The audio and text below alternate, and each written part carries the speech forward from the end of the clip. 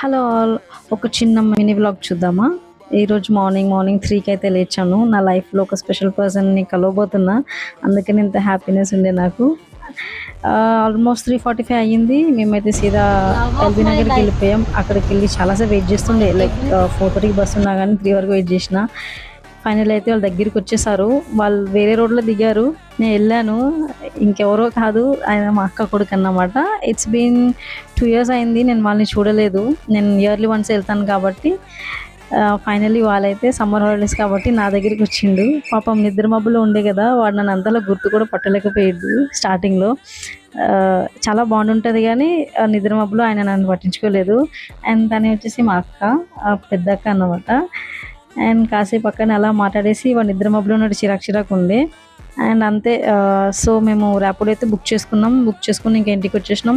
So next వచ్చే వీడియోస్లో చాలా వీడియోస్ చూద్దాం.